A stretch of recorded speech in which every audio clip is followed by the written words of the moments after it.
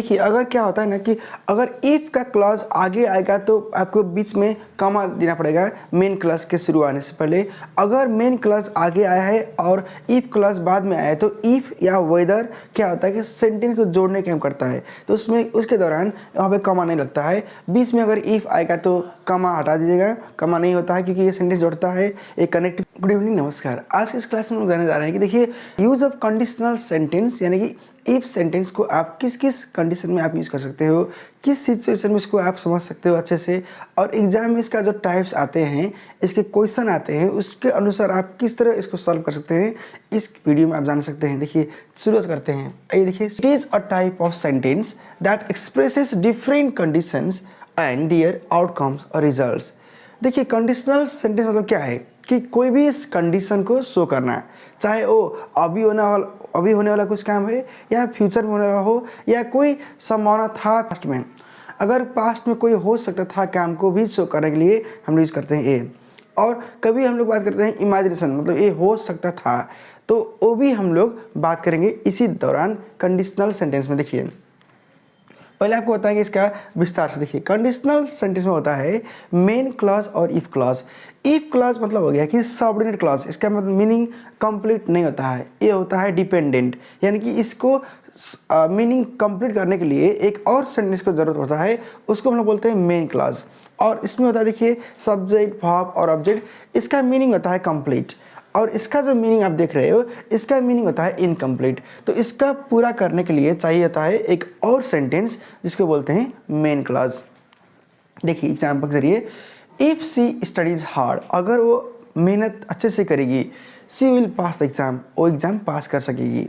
देखिए अब आपको समझ आएंगे कि इसके अंदर जो टाइप्स होता है वो कितने प्रकार के होते हैं, और उसके ज़रिए आपको कुछ क्वेश्चन देंगे प्रैक्टिस करने के लिए, और उसको आप सॉल्व कीजिएगा, आंसर लिखिएगा कमेंट बॉक्स में। देखिए टाइप वन में होता है देखिए दो, इसको बोलते हैं कॉज एंड इफेक्ट, यानी कि एक्शन का रिएक्शन।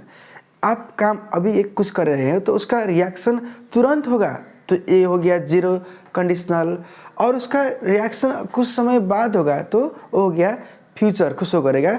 उसमें होता है देखिए आपको बताएंगे, इसमें 1 और 2 में डिवाइड होता है। देखिए टाइप 1 में क्या होता है, पहले जीरो कंडीशनल सेंटेंस, इसको बोलते हैं जनरल ट्रूथ्स या facts.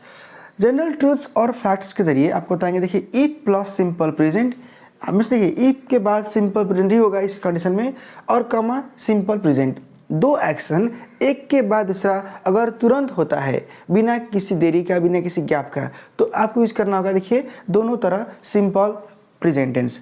Example, if you put ice on your palm it melts, अगर आप अपने हाथों में अगर आइस लेंगे तो क्या होगा, ये पिघल जाएगा, तो इट मेल्ट्स। देखिए इसका एक्शन और रिएक्शन क्या हो गया, जल्द होता है, और जल्द होने के कारण क्या हो गया, दोनों तरफ सिंपल प्रेजेंट होता है।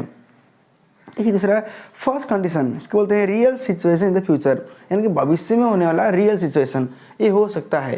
देखिए ई प्लस सिंपल प्रेजेंट यहाँ चेंज नहीं है, लेकिन यहाँ पे क्या होगा, चेंज होगा। देखिए सिंपल फ्यूचर टेंस, देखिए समझ आपको, if she invites me on her birthday, अगर उन्होंने हमको अपने बर्थडे में बुलाएंगी, अगर वो बुलाएगी तो I will bring a present for her, हम क्या लेके आएंगे, हम गिफ्ट लेके आएंगे उनके बर्थडे में उनको देने के लिए।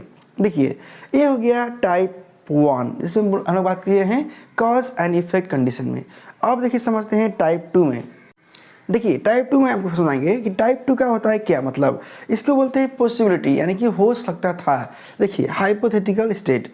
अब यहाँ पे आपको बताएंगे कि देखिए इसका स्ट्रक्चर क्या है, इफ प्लस सिंपल पास्ट, इसको शो करना है पास्ट में, यानी कि जो काम हो चुका है, और अगर ये होता तो क्या होता, ये समझाने के लिए आपको बताएंगे। देखिए इसमें होता है इफ के बाद सिंपल पास्ट कमा subject would should could might plus V1 और ऑब्जेक्ट, ये हो गया आपको फॉर्मूला। देखिए अगर सिंपल पास्ट क्वेश्चन में आया है तो उसके बाद में आप यूज करेंगे मॉडल वर्ब का पास्ट फॉर्म, यानी कि would should could might V1।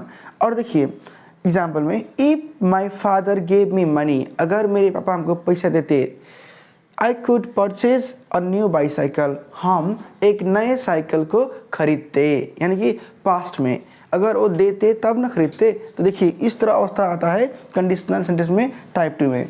देखिए अब आएंगे टाइप 3 में। टाइप 3 में क्या होता है कि देखिए इम्पॉसिबिलिटी यानी कि जो संभव ही नहीं था, past situation that didn't happen यानी कि जो पास्ट में संभव ही नहीं था और नहीं भी हो सकता है। देखिए if plus past perfect had plus verb 3, यहाँ पे आता था वर्ब 2 और यहाँ पे आएगा हैड प्लस वर्ब 3। अगर क्वेश्चन में आप देखेंगे हैड प्लस वर्ब 3 आया है तो समझिएगा टाइप 3 है, अगर समझेंगे वर्ब 2 आया है तो समझिएगा ये टाइप 2 है पॉसिबिलिटी। देखिए हैड प्लस वर्ब 3 यानी कि पास्ट परफेक्ट आएगा तो कमा subject would could might should have verb 3 लगेगा और ऑब्जेक्ट। देखिए एग्जांपल में if he had become the president of the USA, अगर वो यूएसए का प्रेसिडेंट होते तो he could have reduce the taxes, वो टैक्सेस को कम कर देते, लेकिन ये संभव नहीं है तो वो नहीं हो पाए तो क्या होगा। देखिए इसमें जो संभव नहीं होता है एक्शन, पास्ट में हुआ एक्शन को, तो हम लोग शो करते हैं इसमें टाइप 3 में जो इस समय इम्पॉसिबल होता है यानी कि इम्पॉसिबल, वो संभव ही नहीं होता है। अब देखिए आपको बता रहे हैं प्रैक्टिस के क्वेश्चन में if we leave now we on time, ये आप कीजिएगा इसका आंसर। इफ़ आई बी, देखिए बी आता है ना तो इसको क्या कीजिएगा कि जिसको भाव दिया होता है उसको पढ़िएगा पहले शुरू में, और जहाँ पे गैप है उसको बाद में पढ़िएगा। देखिए if I be you I would, यहाँ क्या है वुड है ना, तो देखिए पास्ट हो गया, वुड प्लस वन आया है हेल्प, तो यहाँ पे बी पास्ट का बी मतलब हो गया कि वाज वेयर, और कंडीशनल में आप पढ़ेंगे तो उसमें बस वेयर ही आएगा, तो इसमें आपका क्या करना है वेयर करना है। She would not have missed the train if she, देखिए क्या है would have missed, यहीं की टाइप 3 है। अब इसमें आप इस तरह का यूज़ करना होगा। और if you boil water at 100 degree Celsius, यानी कि देखिए 8 इंटू स्टीम, अगर आप पानी को गर्म करेंगे तो क्या होगा ये भाप बनेगा ना, तो देखिए ये हो गया जीरो कंडीशन में। तो इसको आप कीजिएगा अच्छे से और आगे भी आपको बताएंगे नए ग्रामर के तरीके किस तरह कर सकते हैं। Thanks for watching.